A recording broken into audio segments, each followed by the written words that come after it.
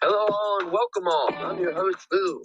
And today we have a jam-packed show for you with a great special guest.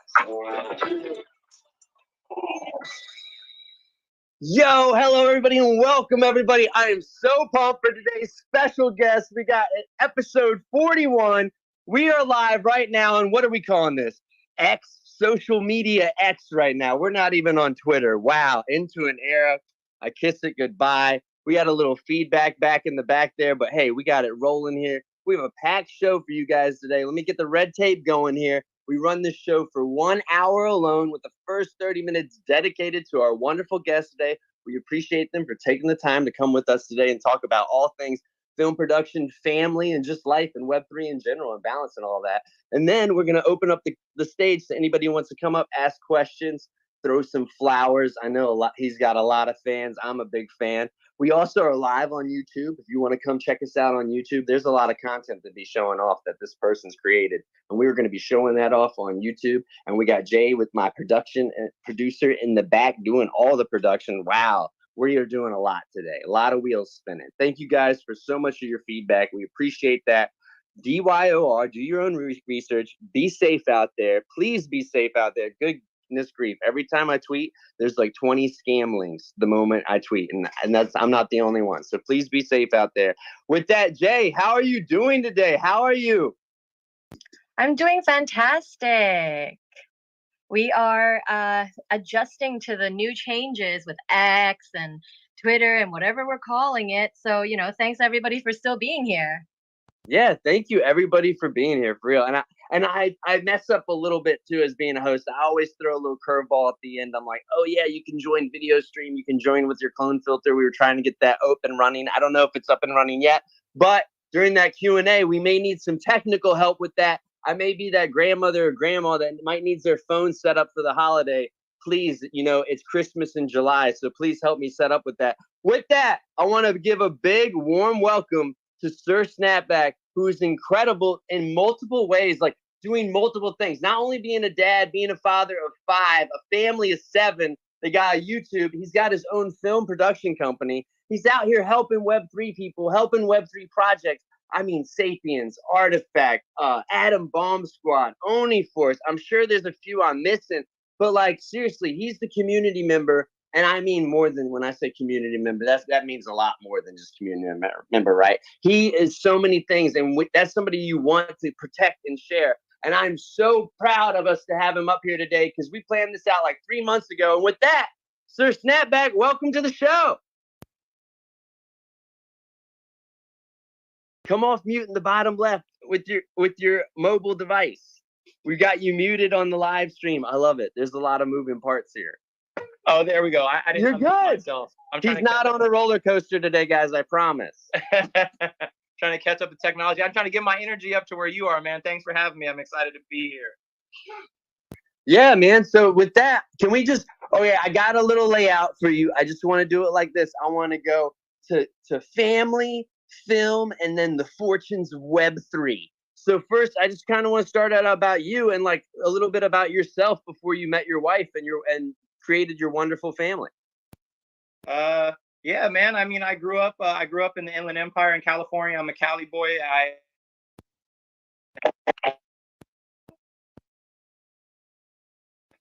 The baby took my AirPods and ran away with them, and that's what just disconnected me. So family life is happening as we speak. Oh, I love that. He's literally has all the family there. We're on stream. That they're gonna come join in later, I hope. But yeah, I just so you're born and bred, based in California. If you're watching the stream, you went to USC, and is that where you started your film career at?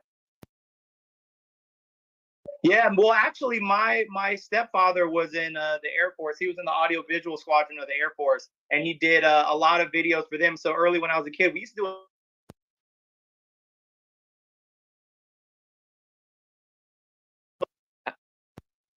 I lost you again. Is it one earbud in? Is it one earbud in? And the other?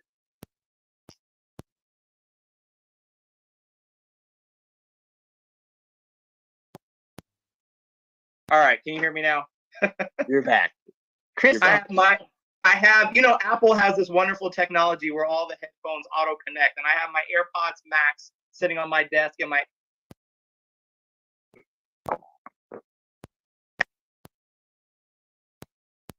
You want to just talk into your phone and throw those AirPods out the window? And you just want to talk directly into your phone? Can you hear me? Can you hear me say that?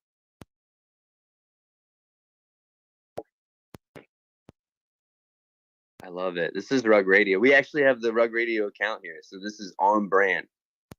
If you can hear me, Snap, throw those AirPods away. All right. Hello. Talk directly into your phone for us. Yes. Can you hear me now? Yes. Let's do it, baby. Woo. No. So I took the AirPods from the baby, which was connecting, and then it was connecting to my AirPod Pro Max sitting on the desk. So I put those away, and then I come to find out one of the AirPods was actually in the baby's mouth. So even though I had the case, he was eating the AirPod, which kept connecting. But now I have both AirPods and the AirPod Max. Hopefully, oh my gosh! No more muting of the sound sources. So I was gonna say, as far as getting into video production, actually, my stepdad did video production for the Air Force. When I was a kid, we used to make videos for fun. So one of the things that we loved to do was we would take like trailers that already existed. Like we took the Bad Boys trailer. My brother's dark skin, I'm light skin, so he was like Martin Lawrence, I was Will Smith. And so like we took the trailer, we kept in like all the explosions and the action scenes, but anytime it was like a close-up of Will Smith, we like shot me. Like for instance, there was a shot where Will Smith like cocked a shotgun and like I was in the garage with like a broomstick, and like got a shot of me like, and we like edited all in, like re-edited the Bad Boys trailer to make like our little kid version. So I used to do little fun videos like that all the time, slam dunk videos. We used to do our own little In Living Color stuff like that. And so, yeah, when I got to USC, man, it seemed like I started off actually doing communications because I wasn't exactly sure what I wanted to do. But, you know, before my freshman year was over, I was sure I wanted to do film production. So that's when I really got in heavy with that. Ooh, I love that. And I love that you told us that you got into communications. I know a ton of people that communications was their major. And that I'm glad that earbuds out of the baby's mouth and you're not doing Heimlich. You're always doing something and you keep it so level-headed. And now I know why. Hey, is another reason why you love airplanes is because of your dad being in the Air Force? Yeah, so my mom was actually in the Air Force as well. That's where they met. My mom was like a jet engine mechanic, and I don't know exactly where I really, really fell in love with airplanes, but I'm sure that had a lot to do with it. And yeah, as a kid, man, I always wanted to be a pilot. Top Gun was definitely my favorite movie. Funny little Top Gun story: when I was dating my wife, she had never seen Top Gun, and I was like, "You can't be my girlfriend if you haven't seen Top Gun. Like, it's not allowed. It's not going to happen."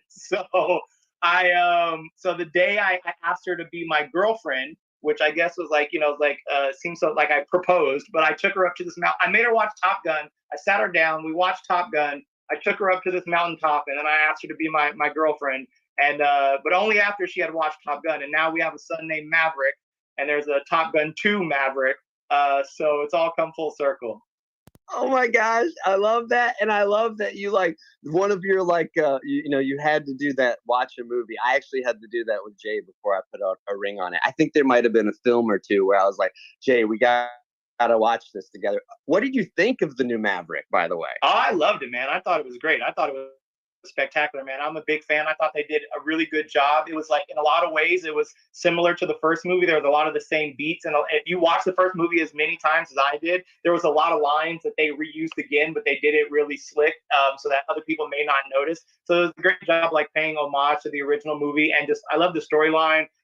I loved the way that they did all the flight sequences. Like, I've watched a couple behind the scenes videos, and they've all said like it's really accurate. Like, you know, the way they did the planes, the pilots, it's all very realistic and very accurate. So man, I'm definitely a huge fan of it. I actually bought it, pre-ordered it before it came out, and somehow in my rush to order it, bought Top Gun 1 again for like the 5th time, and then ordered it again. But I saw it in the movies like 3 times, and one of the times actually I signed up for you got a free Top Gun NFT. They were like doing an NFT thing for like for going to the opening. I went to it like before it came out or whatever.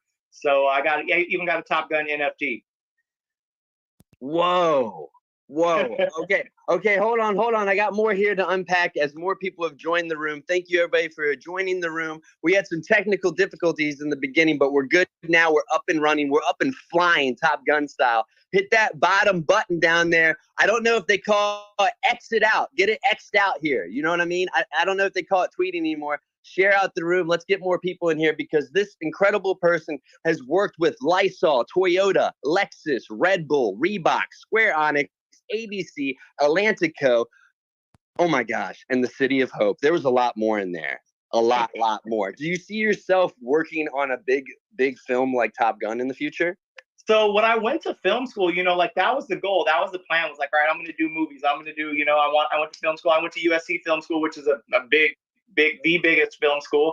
And my original plan was to do films. And when I got out of school, I did some short films. I've done some features, but I ended up getting a job like at a corporate production company. We did a lot of work for Red Bull, and I did a lot of work for them. And then from there, I went on to another corporate job where we did a lot of work with a lot of different hospitals and did a lot of work in Japan. I took a couple trips to Japan, but I kind of fell into my path kind of led me into this corporate video world. And so I think that one thing that comes with doing major features is you spend a lot of time away from the family. Like, you're going to go shoot a feature film, like you're off on location for 3 months, 4 months, shooting in wherever you're shooting from, you're away from the family. And so that's something that I think it's maybe one of the reasons why God didn't have that plan for me. Because with where I am now with my own production company, I have the flexibility to be able to pick up my kids from school, go to their baseball games, be involved. 5 kids, there's a lot to be involved with. So I don't know if a full length feature film is in my future. I certainly have done some. I shot a feature film on the Mardi Gras. It was a story about the Mardi Gras Indians in New Orleans. I shot another feature film about a little high school class story. I've shot about 3 or 4 of them, and they're always fun. Actually, I work with a director right now who's a big writer. He has a couple movies that he's already sold, and he's got one that Amazon's looking to purchase, and he's talking about having me direct that. So it's definitely possible, but for now, I'm kind of enjoying the benefits that come with my corporate gigs. Incredible. Was that one smaller movie that you mentioned, On the Grind? Hey, I did do On the Grind. That was an awesome. That was a documentary, actually. That was a documentary, and it won a bunch of awards, man. So I was the cinematographer for that documentary, and it followed like the skateboarding culture coming up in like Long Beach and LA, back 90s, 2000s, and so that was a fun thing, man. The beautiful thing about video production is that beautiful thing about the job is that you get to learn so much about all these different cultures and subcultures that you didn't know about before. Like I didn't know a ton about skateboarding before that, but I learned so much about skateboarding and really got into it after I did that documentary. And like I recently did a documentary on like lowrider competitions. Like I had no idea they had these huge competitions where all these lowriders come in and there's all these rules about how high the lowrider gets and how many pistons it has and like all these classifications and like I'm always doing something different and something new and learning about different cultures and different subcultures. And that's one thing that I definitely love about film production. Is it lets you learn about so many different parts of life you might not be exposed to. I could not agree more. That is why we have incredible guests like you on every single week, every Thursday for 1 hour, because I get to learn so much more. When I watched it, I was like, wow, this is incredible. Like he's going to tell me like he's been skateboarding his whole life. He's been going up that vert wall, and you're just honest. You're like, but you get to learn more about things, and maybe it's not for you, or you fall into stuff. You've also been credited as an editor, an assistant camera, second assistant camera, steady cam operator, additional photography, and so much more. How important do you think it is to be able to not only maybe try your foot in these roles a couple times, or like at least know what these people are going through to make a successful project at the end?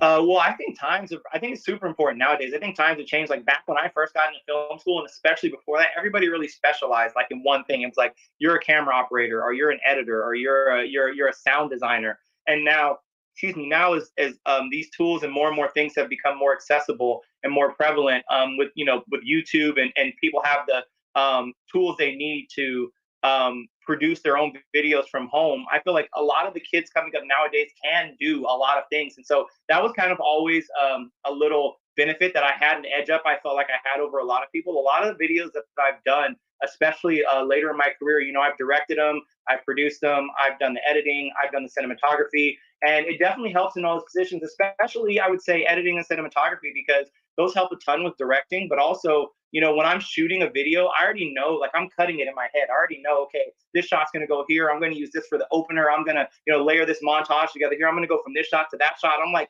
planning ahead of time. And, just like anything in life, the more you plan, the better the end product is going to turn out. And so when I sit down to edit a video, and even saving my time and energy, time is money.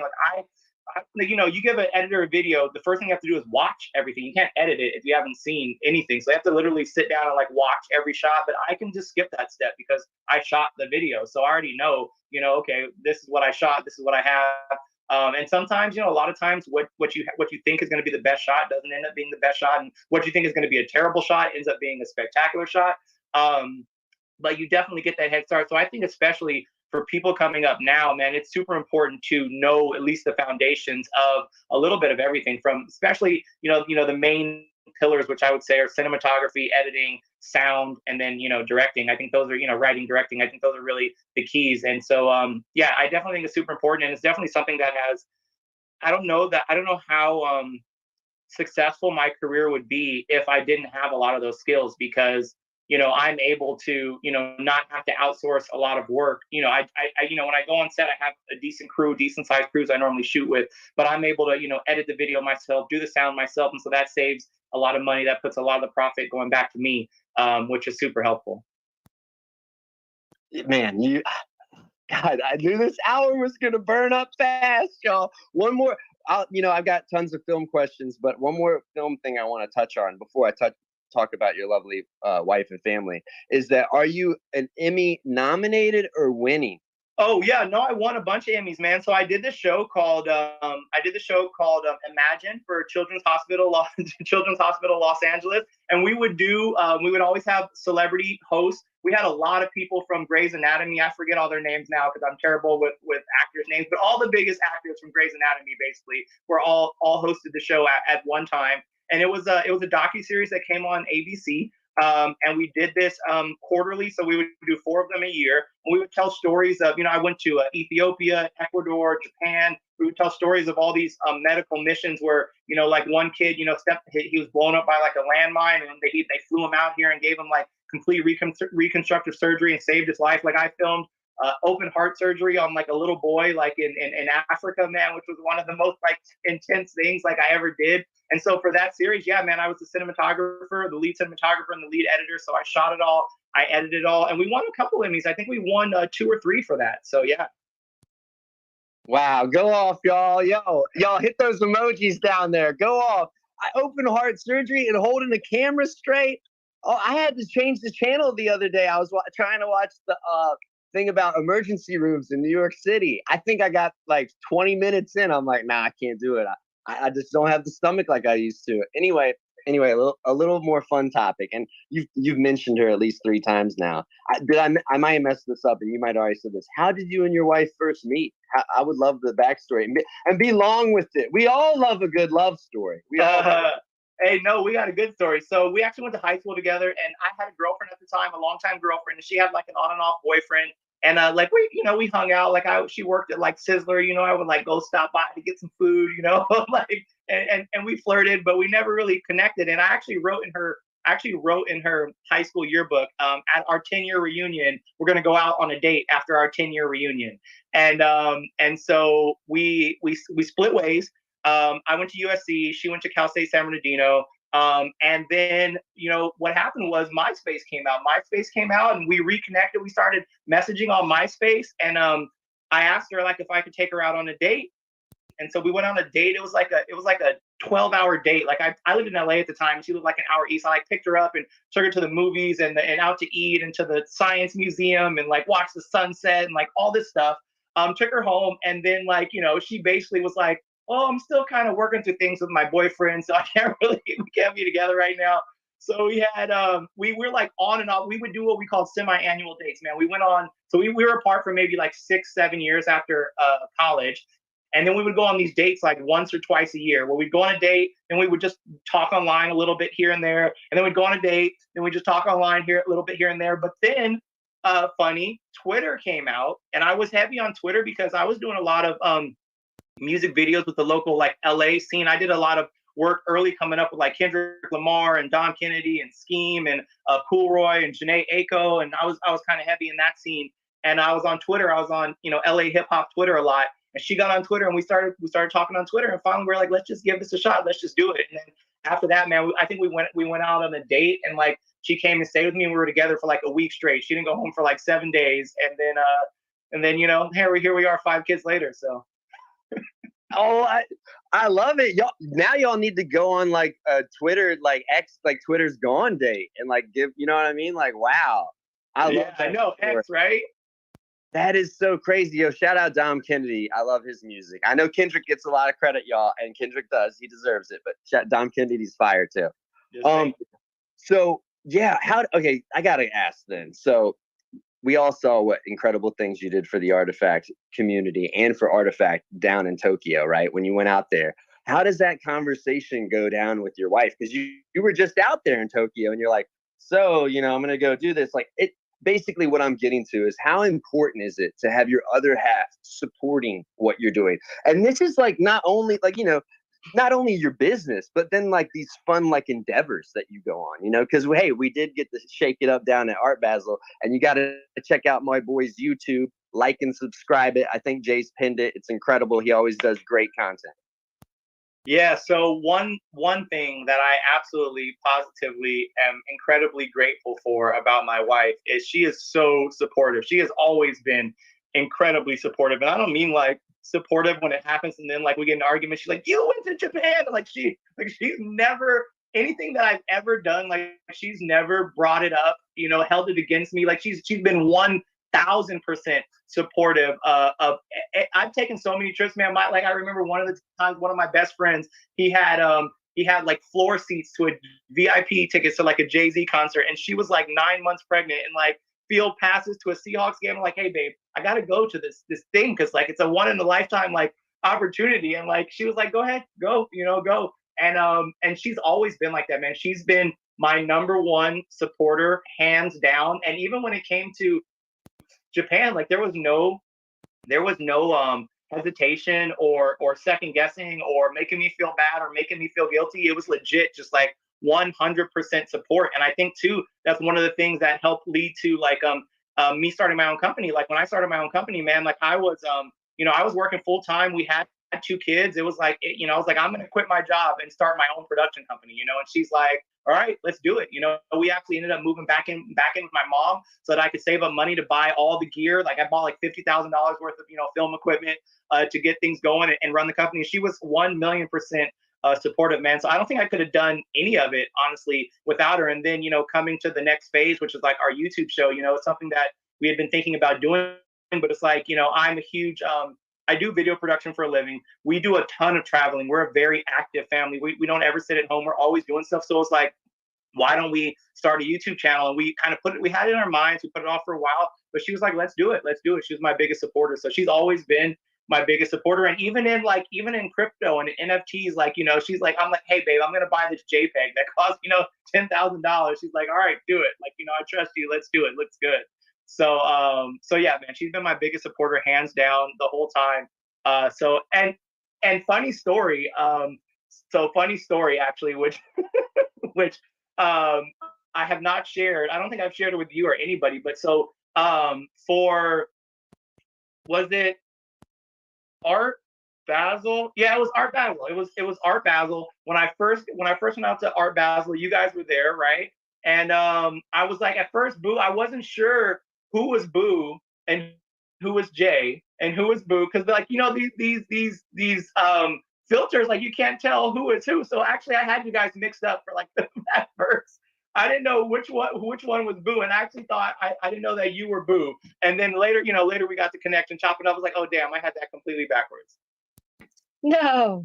I love how honest you are. And I did. I thought Jay was Boo. You are. I thought Jay was Boo, and I was like, wait a minute. He went from I moved back into my parents' house to follow my dream to, hey, I didn't know who the hell you even were. I knew who you were. I didn't know the face, like the fit. You weren't doxxed. Like I had never seen your face, and I had never heard your voice. So I only knew your PFP. And I only knew your like online personality. And so like I don't remember how it came about, but I think I asked somebody and they said, oh, that's Boo. But I thought they were talking about, I was confused. I was backwards. Well, I'm so glad we finally got to connect, and and I can't wait till we get to connect again IRL, because I know there'll be more events. I don't know if you're going to Hong Kong, but I know some Mutant Ape holders or some BAYC holders that can get you in there. Hold on though, I want to touch back on family now. There's 7 of you guys.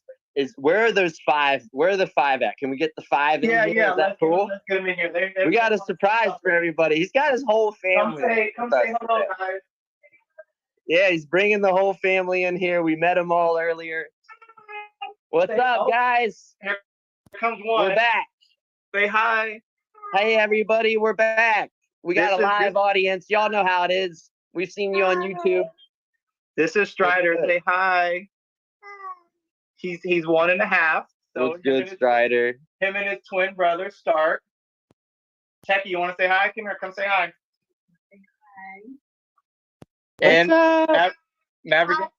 And there's mom that holds it all together. We just heard incredible things about you. Thank you. We're sending you tons of roses and flowers. Thank you. Thanks for letting him go to Japan and follow his dreams too. But also, it wasn't that long ago that one of you guys was going to, unfortunately, your eye was injured and he had to take you somewhere, and he was trying to get into the van to take you, and there were cats in the van. Yes. What happened there? You guys remember when that cat crawled into our car? Oh, yeah. We woke up in the morning and there was a stray cat in the car, and it like climbed up into the like under the steering wheel. Under the steering wheel. Like we couldn't get it out. The wife had to take my car to work. And I stayed there and tried to scare the cat out with the broom. And it was a scary looking cat. Like, I mean, like it was like, you know, like gray, like hair sticking out all over the place. It looked like an evil cat. It was, and the cat pooped all in the car too. It was quite the experience. And today you locked yourself out of the office. And now that I've gotten to know you more, it's not it's because of one of these guys.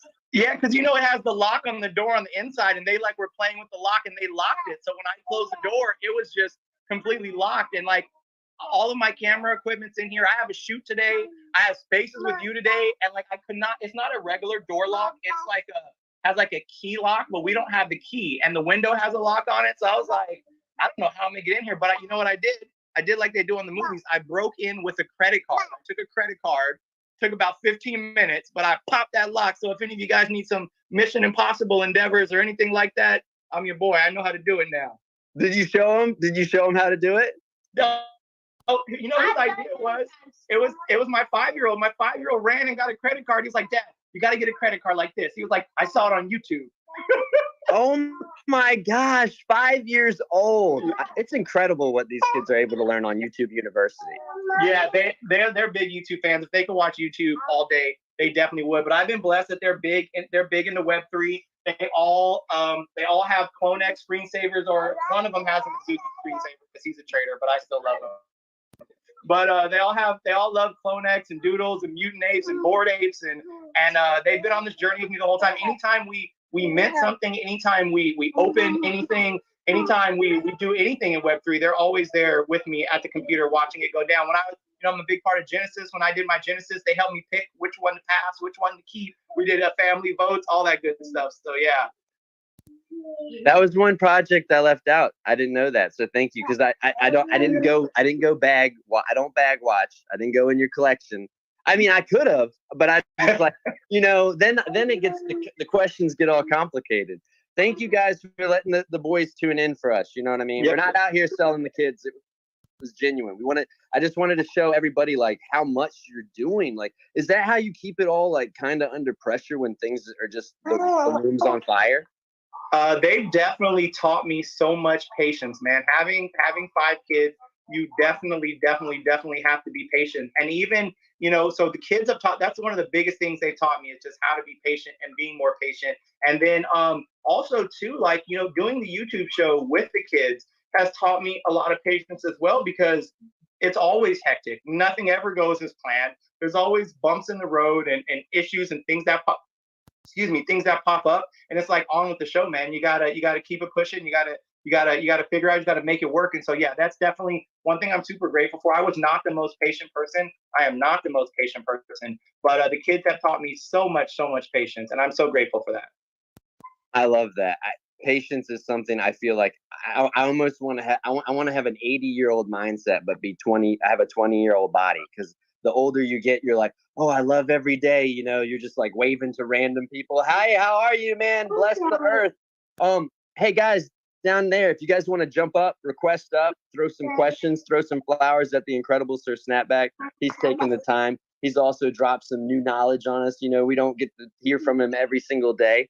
And, he even once was on a roller. I can't stop talking about it. He was on a roller coaster when he was in Spaces that he loved it so much. We have Tevi coming up here now. Tevi, before you jump off, let me just go back to what he was talking about with his being a dad. What's some of the best dad advice you got? Because you know what? I think it's getting that time. I need to have I need to, mint my own clones. So I'm just wondering, if you got something for us. I think, man, number one, I think a lot of times when you're going into having your first kid, it's really nerve-wracking. Like, you're really nervous. Like, you don't know what to do, and you don't know, you're worried about what you're going to do wrong and what you're going to do right. And what I would say is, like, it's not hard, man. It's not. The kids are very strong. They're very resilient. They're like, you're not going to break them. Like, it all comes instinctually and intuitively. So I would definitely say, don't worry, don't be nervous. It's going to turn out great. And I would say also, just a big thing I like to try to keep in mind. One is that just to try to be present as much as possible. The time definitely goes by quickly, but even more than like the time flies, which everybody will remind you of, it's just kind of enjoying not taking for granted all the little things, because they bless you every day with so many, like, just little conversations, or spending time reading a book or watching a movie or something like that is always something that they really bless you with. And another thing that I try to keep in mind is, now that I have 5 kids, it's always hectic. It's crazy. They're running, they're screaming, they're jumping, they're yelling. And it's like, sometimes I just want to, like, tell them, sit down, shut up, don't move. And like, but watch TV. Like, I want to watch a movie. But then I realize, like, that's what makes it special. That's what makes it cool. That's what makes it that they're kids. They're kids being kids. You don't want your kids to just sit there and be mannequins and never move and never talk and never laugh. Like, they're having fun. And so sometimes them having fun can be extra stressful on us as adults, because we've kind of lost that spark and that energy. And so sometimes, like, I kind of sit back and look to them for motivation. Like, they don't have a care in the world. Like, they're not stressed. They're not grumpy. They're not, sad. They're just happy and having fun and laughing and goofing off and trying to take some of that energy, take some of that spirit, and repurpose it in our own lives, and remember kind of what life is about. So, y'all, man, I wish the boys were back in the room, because not only is Dad hands-on, he's cool as hell. He's cool as heck. I told him I wouldn't cuss up here. I told him I would watch my P's and my Q's and my F's. Tevy, how are you today? I think Tevy's a dad too. What's good, brother? Hey, what's good? Hey, can you guys hear me? I'm at the airport right now, so it's probably loud in the background. But, before I jump on my plane, which actually is boarding in a few minutes here, I had to come up and give Sir Snapback his flowers. I was hoping it wasn't going to go too long so I could jump on here and say, man, I am beyond impressed, like, at how much you've accomplished and how humble you are about it all. And like, it always amazes me that you have 5 kids, you have all that going on, and both you and your wife are just holding it down and just running through it. It's just super impressive. But before I go, I do have to say, and I feel like we glossed right over that, you said she came over for a week, and then here we are now. She did not leave. Here we are now with 5 kids. That sounds weird in all types of ways. Like, you guys were busy for 1 week, So I just gotta put that out there. Like, man, So, anyways, when I finally meet you, man, and I meet your wife, we're gonna have to have a conversation about all that nonsense. But anyway, congrats to you, man, and just appreciate you coming out and sharing a little bit about yourself, your family, and what you do and how you do it. It's super inspiring. And it's hard to just drop everything and follow your dreams, but man, that's dope to see. Appreciate it, Tevy, man. And Tevy is a real one. Tevy is always present. He is always showing love. He is always supporting. He has been so active, man, in the community, man, and definitely super. I'm super impressed, but also appreciative is the word I'm looking for. Appreciative, just to have you as a friend and as somebody in the community. But no, we weren't that busy in the whole week. But I guess it was a busy couple of years after that. But the thing is that we we don't have a girl. We had a boy. The first kid, we knew he was a girl. We had a girl name picked out. We were gonna name him Blue. Actually, this was before Blue Ivy, and Beyonce actually got pregnant a couple months later, so they would have been the same age and both with the same name. So glad that didn't happen. But we knew he was a girl. He wasn't a girl, and the second one wasn't a girl. Third one wasn't a girl. And so we were done after the third one. Like, we threw away all the cribs and all the car seats and we threw away everything. And then, like, 5 years later, we're like, man, we're getting old. Like, if we want to try for a girl, we got one more shot. And then we're like, all right, let's give it one more shot. And then bam, we got hit with the double whammy, got hit with the twins. So yeah, definitely wasn't exactly planned out, but not that far off. We kind of wanted 3 kids. I think we had kind of planned on having 3 kids, settled on having 3 kids. And so, we went for 4, ended up with 5, but clearly that's what God had planned. And even so, though, they're identical twins. Like, I feel really like we didn't get a girl, but we got identical twins, which is even more rare and even more special and so unique, and such a, like, it is an incredible, unique experience to have identical twin children. I mean, like, I literally can't even tell them apart. They're almost 2 years old. I can't tell them apart by the way they look, by the way they sound. Like, it's been a very unique experience. So I'm very grateful even if it put us at 5 kids, that I get to be one of the few people on earth that get to live that experience.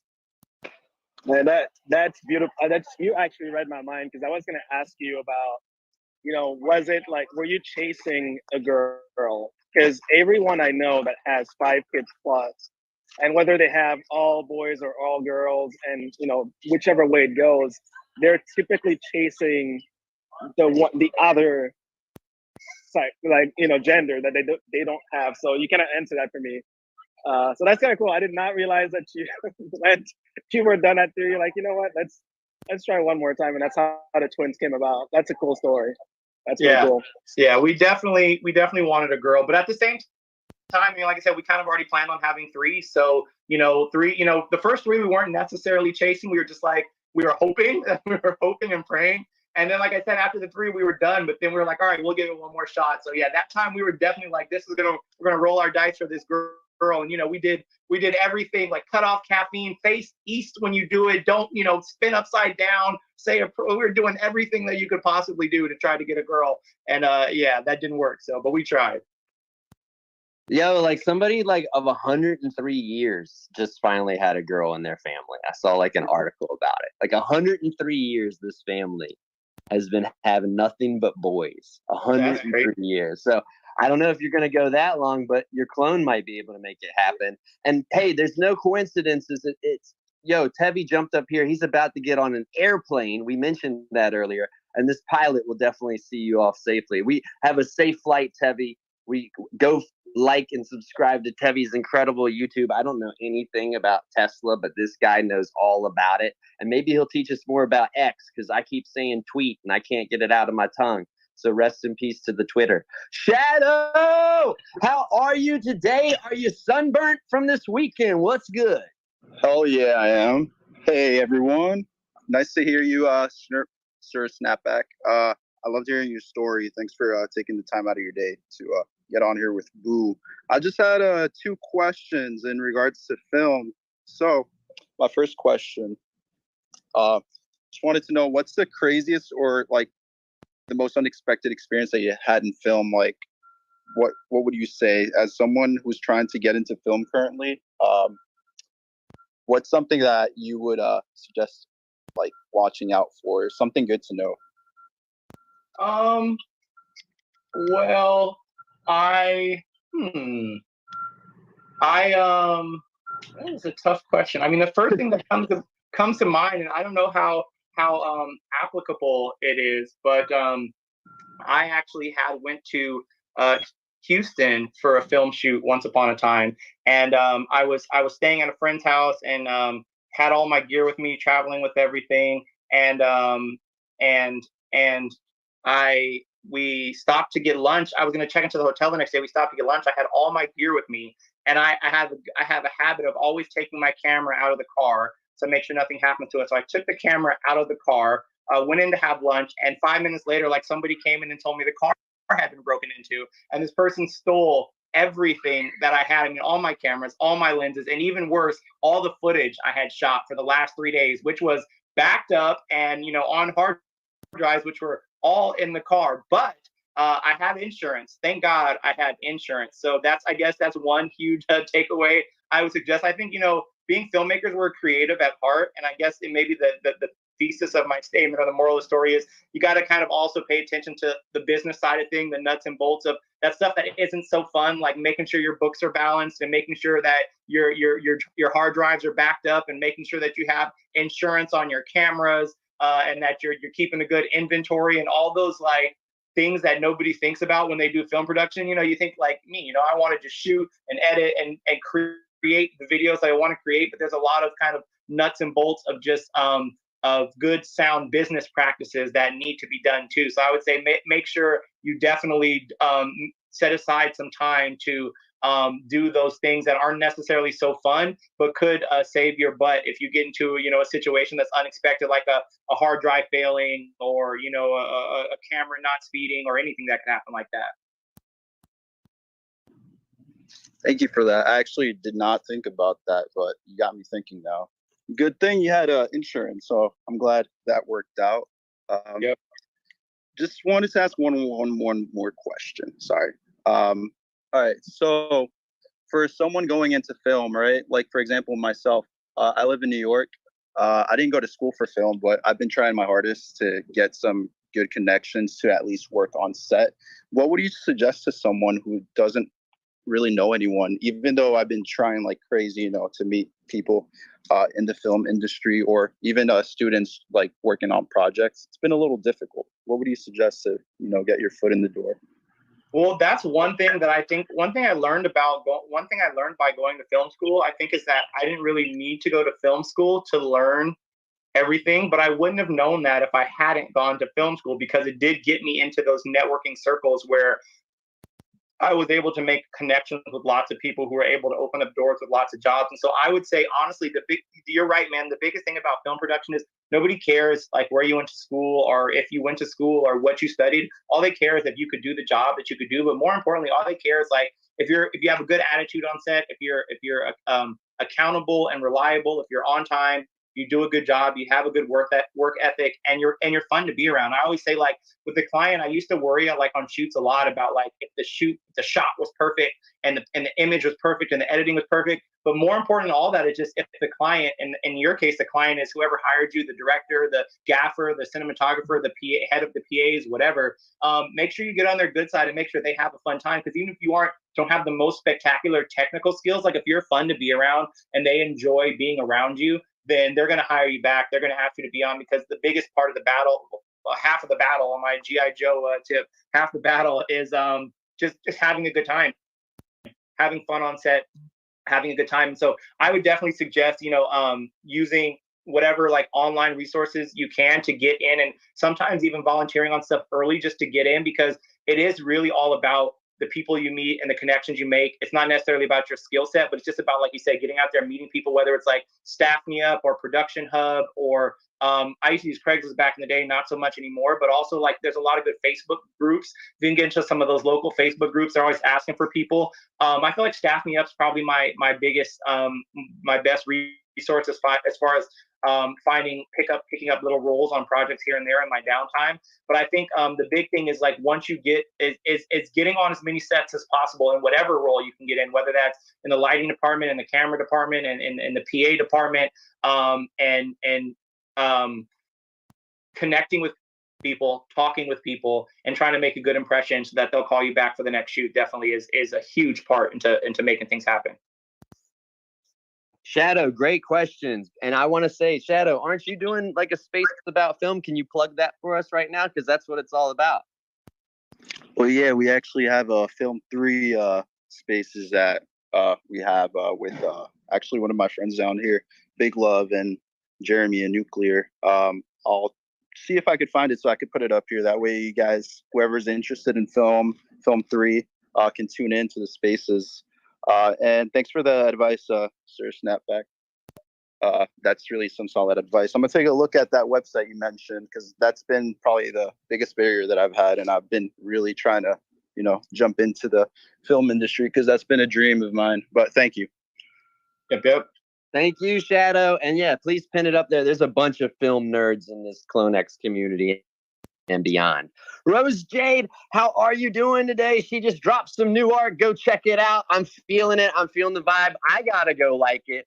I gotta go retweet it. I haven't done it yet because I'm being as transparent as our guest, Sir Snapback. What's good?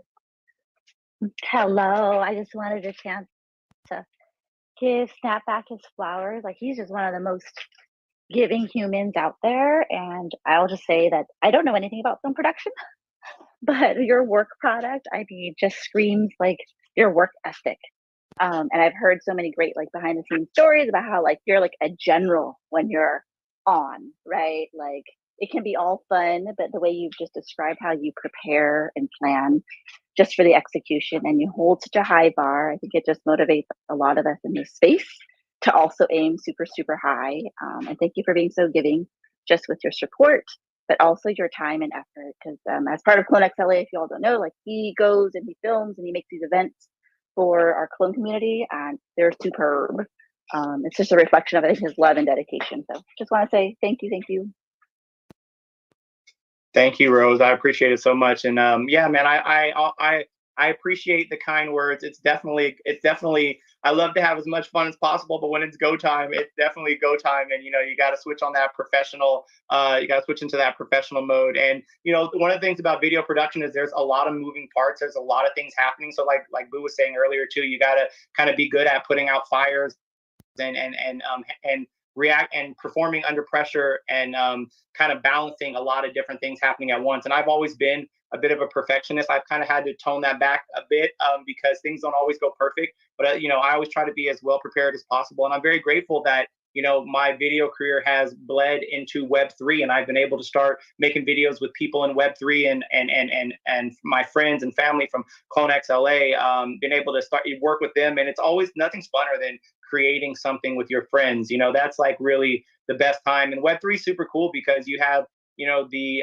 augmented reality side of things. Like, you know, Boo and Jay have their avatars going right now, which looks super dope and super fresh. And it's a mix of, you know, real life and animation at the same time. There you go. Exactly. And so, hey, same. So you know, his office is incredible, by the way. He is incredible. If you're looking at the YouTube, go look at this guy's office. Like, I can't only imagine what his whole collection looks like. I definitely got too much where I don't even have room to put it all. But Web3 is an awesome audience it's an awesome, it's like a new frontier. And I think it's really cool because a lot of people think about Web3 and they just think about like a lot of the computer graphics side of things and CGI and all of that. But there's actually a lot of real life production that has a role in Web3 too. And so it's interesting trying to fill that gap and unite those two worlds together. Thank you, Rose Jade, for coming up, and go check out Rose Jade's art. Seriously, we did the spaces with Rose Jade. I was told today I need to do Throwback Thursday and shout out my own spaces. Like, it's crazy. I've been online literally since dial-up, and I just try to put out new content every single day versus just putting out, maybe sometimes retweeting something I did like a month ago. Why not? You know what I mean? Hefner, you got your hand up raised politely. How are you today? And before you come off speaker, Snap, would you mind, can we go over a little bit today? Yeah, for sure. Okay, for sure. Cool. We're going to keep him here a little bit longer because we had technical difficulty in the beginning. I appreciate that. Hefner, what's goody? What's happening, people? Boo, thank you for bringing me up. Snapback, good hearing your story. I have a couple good friends of mine, Gil Green and Michael Garcia, who are big music video directors.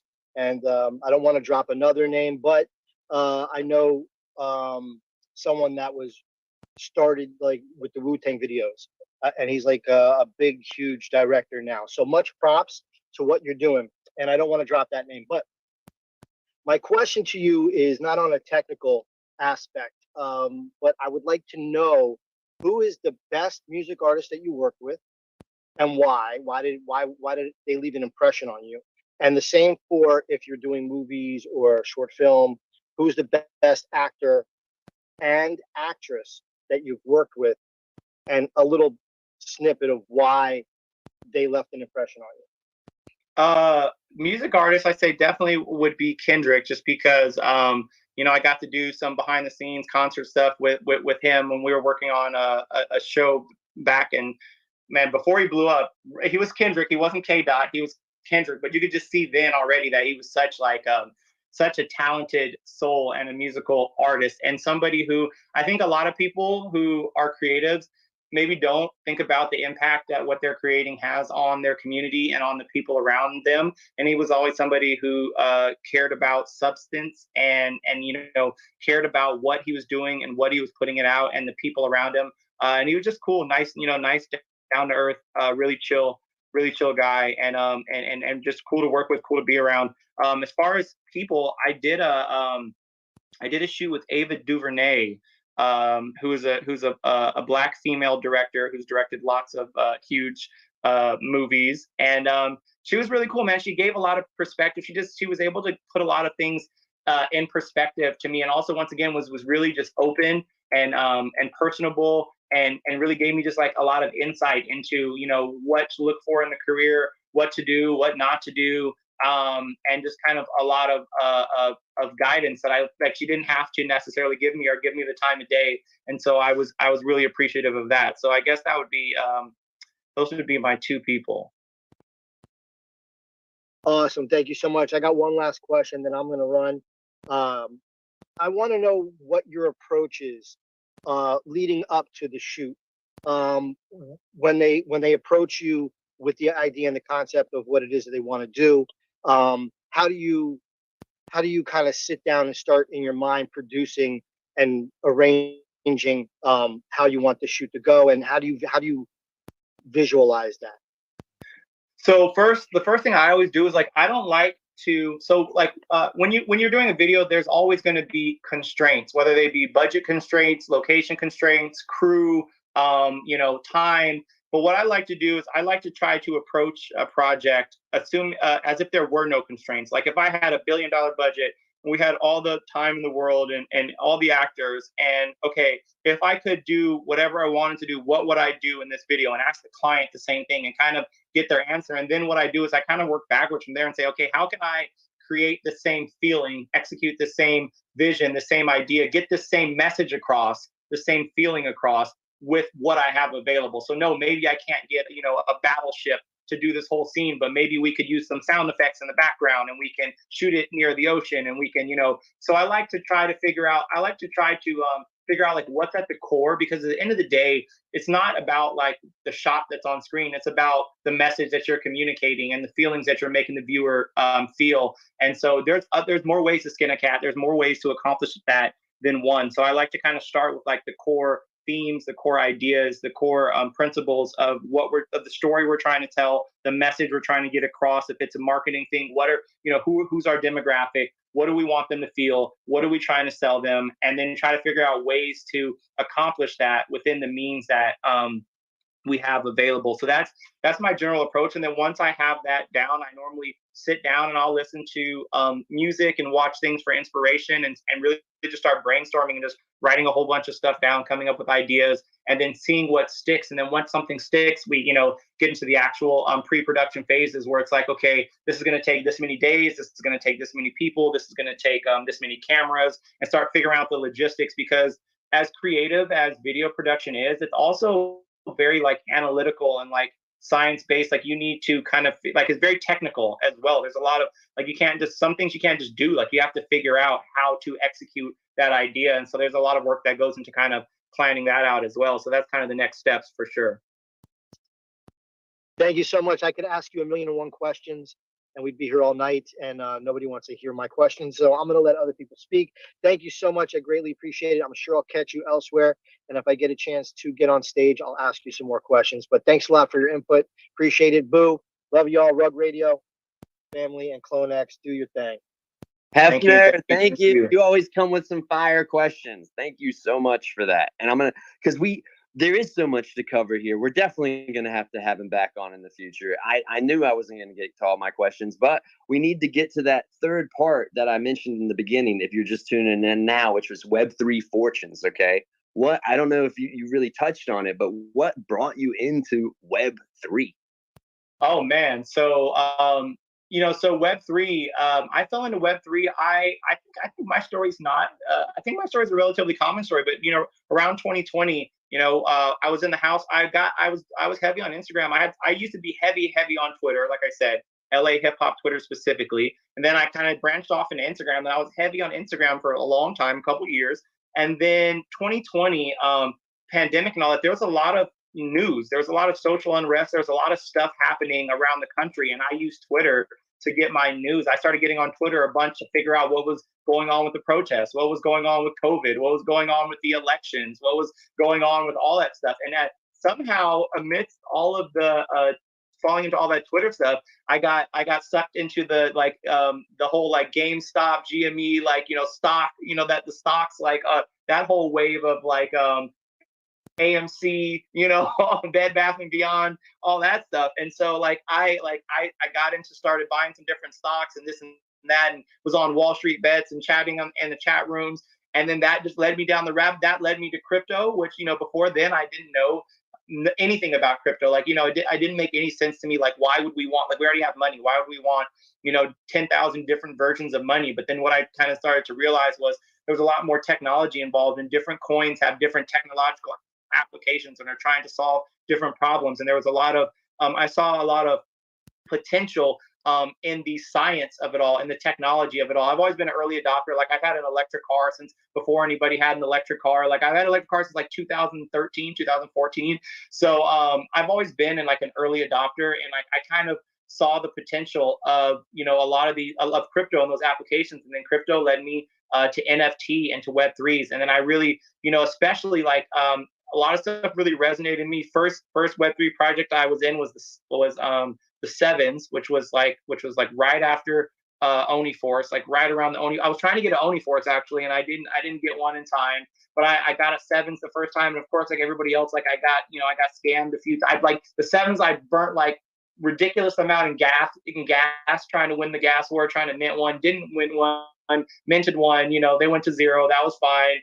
Went to get some atom bombs. I think I got into Atom Bomb Squad next, and with Atom Bomb Squad, with my Atom Bomb Squad, I was planning to mint, and then I had a meeting, and it was a surprise drop, and literally the drop happened in the meeting. By the time I got the phone, it was sold out. So I was so mad. I'm like, I'm gonna go buy one off secondary. Went, bought 2 bombs off secondary, and they were fake. They weren't the right collection.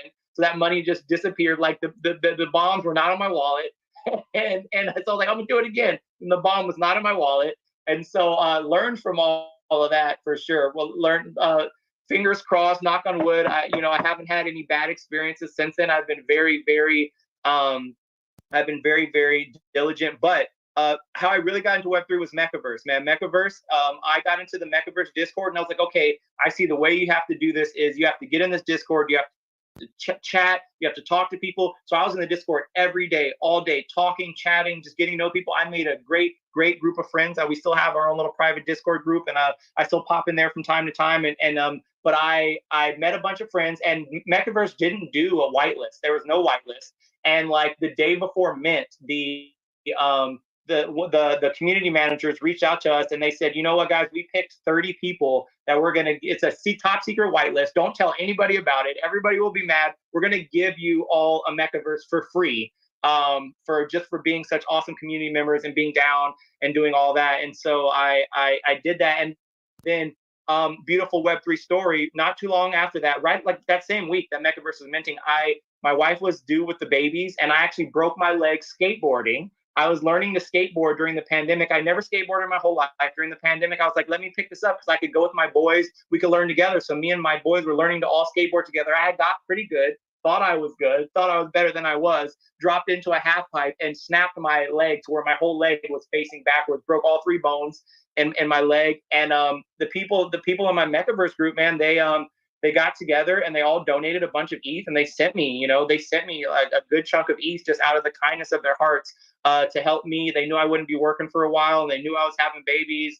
And so I'm still super appreciative for that group of friends, but shows you kind of like the power of Web3. And it's not just, it's not, people say that, people don't care, but these people genuinely cared. They're generally my friends. We're still in touch today. Some of them I met up with in person that were local, and we hung out and we've kind of forged friendships. So yeah.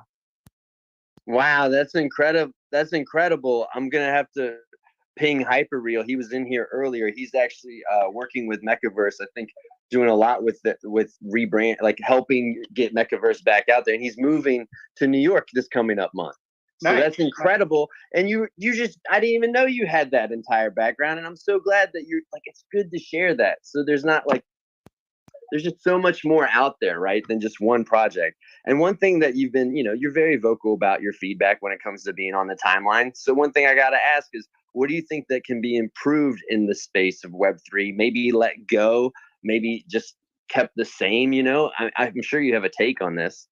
Yeah, well, I mean, I think Web3 is really like figuring itself out and trying to figure out what works and what doesn't work. And this bear market has been very interesting. I feel like even now, like right now, Web3, it's very stagnant, right? Like everybody's building, but like in the hype, 2021, 2020, there was something new every week. There was a new project coming out and a new other project. And I think every project is trying to figure out, everybody has big goals and big ideas, some bigger than others, and is trying to figure out what's going to work and what's not going to work. And they're building the airplane in the air. You know what I'm saying? They're building the airplane as they fly it. And I think both when it comes to the community and it comes to the projects, the core team, the founders, everybody building, that I think that we all have to kind of taper our expectations and figure out what we want to do, what's the right roadmap, what are the right expectations, and then communicate those with the community so that the community has a better idea of what to expect, what is being built, what is coming down the pipeline, as well as the founders. So the founders have a better idea of, okay, this is what we're building, this is what's going to come next, this is how it's going to all work together. And so I think kind of tapering expectations, both because you look at even projects like, projects that, like Bored Ape Yacht Club and that thought can never fail. They've been coming out with project after project after project, and it's kind of diluted the ecosystem, and it hasn't necessarily worked as flawlessly as everybody thought it would. ApeCoin, Azuki, everybody's going through these same troubles of trying to figure out what works. And I think a lot of it comes down to expectations and trying to do too much. And so I think if we can, slow down, focus on what is important, build a solid foundation. That's what I would say for everybody. Build that solid foundation before branching out to all these other side projects that you want to build. Build that solid foundation. Let the community adopt that foundation. Let people, figure out how to use that foundation and be part of that community and use your system, and then start adding the pieces, as opposed to adding so much all over the place and then trying to figure it all out as you go. Yes. And yes, I agree 100%, and couldn't be well said. And I'm sure you kind of look at this, you kind of get a feeling for these projects now, right? Now that you've been here for a little longer, and sorry that all happened to you in the beginning. That sounds rough, but it sounds like you're here for the long term. I had a question in the beginning when the family said it's okay now, but I still have to get to this question because I thought it was hilarious and important. Okay. It's a crazy question every night in my household. What are we having for dinner? How do you guys decide that question? Well, I'm the worst answer to the question. Sorry. Yes, I'm the worst because I'm either I know exactly what I want or I have no idea and I bounce all over the place. So honestly, the wife is in charge of dinner. My wife, she picks what we have for dinner most nights. She has the plan. She, you know what I mean? And it's hard feeding. I will say, like, we try to eat healthier and eat in when we can, because it saves money, it's better. But having 5 kids and taking care of the kids in the house, and actually the full-time teacher and a full-time job, we have baseball, we have basketball practice, we have chess practice, we have marching band, we have all this stuff. Like, a lot of times there's not time to get that kind of stuff, so we got to pick up something on the run and make it work. But honestly, the kids, they don't chime in too much about dinner. They're pretty happy. They get what they get and they don't throw a fit for the most part.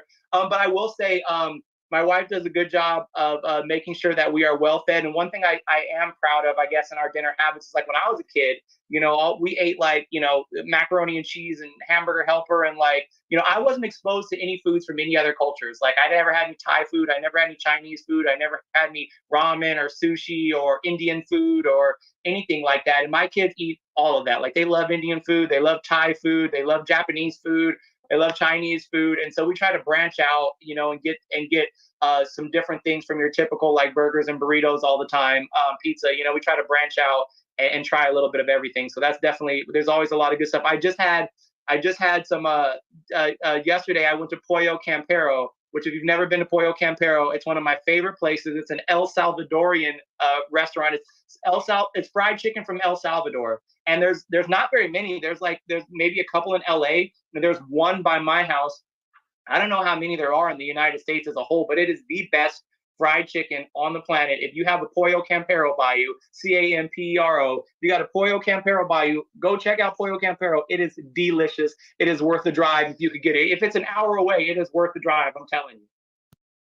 I love it. I love it. Thank you for the food alpha. Everybody always needs to drop the food alpha when they come up here.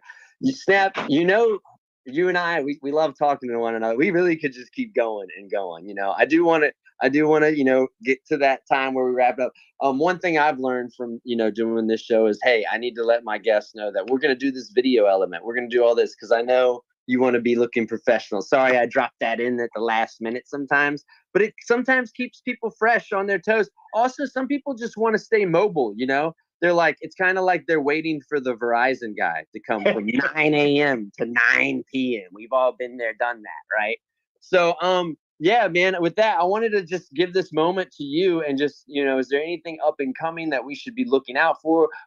Something we should definitely go like and subscribe to. I mean, obviously the family YouTube. Anything I left out that we should definitely plug right now? I'd love that.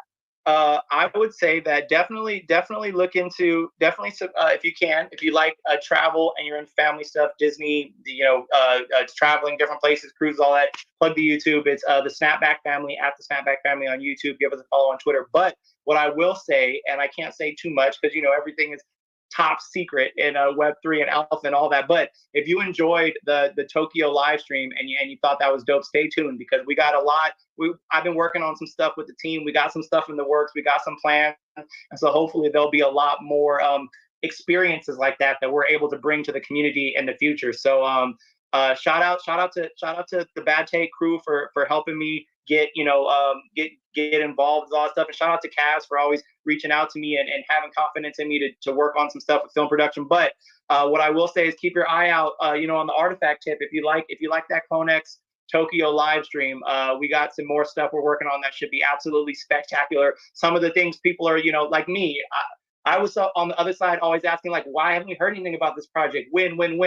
There's a lot of stuff that people are wondering about, when things are going to drop, when things are going to happen. I could tell you, like, the team's working. They got big plans in place. They're working on big ways to showcase things and involve the community and bring them to the community. And I'm going to be fortunate enough to be involved in some of that. So keep your eye out.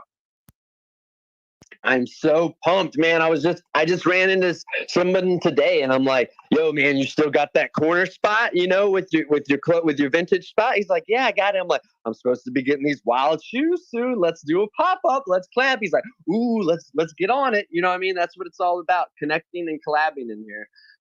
I appreciate your time so much today, Snapback. I'm gonna meet you in the chat after this. But as I wind down the show, I appreciate everybody who tuned in today, everybody who came up here. Rose Jade, thank you so much. Tevy Lawson, safe flight, my brother. Shadow, put some aloe on that burn because I want you watching movies safe. Bombay, I hope you're good in Tokyo. Hefner, Prez, thank you for continuing to stream. Ant Ben doing the wildness. Austin out there with them rugs, them real rugs that you walk on, not the ones that rug you in the wallet, baby. Oh man, a Magpie. I mess this up sometimes. Thanks, Magpie, for tuning in. You know it. Skidley, we love you. 9-digit Union, Anya, Melania, the Snapback family's even here. Go follow and like that account. You know it. Kylie Seabree, we love you for that. Oh, and with that, we're going to tune in next week, same day, same time, 6 p.m. Eastern Standard Time on the East Coast in New York. We'll catch you next week on Rug Radio, Web3 with Boo, with my incredible co-host, JPEG J, with another insane special guest. You're definitely going to want to tune in, just like every week. Catch y'all next week. Bye. Have a good night. Peace out. Eat those burgers. Don't make it hard on the last thing. Oh, yeah, pull up the music. I had such a good time. I got to pull up the music. Here we go.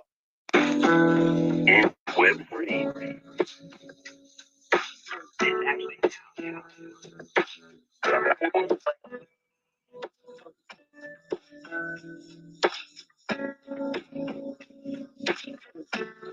actually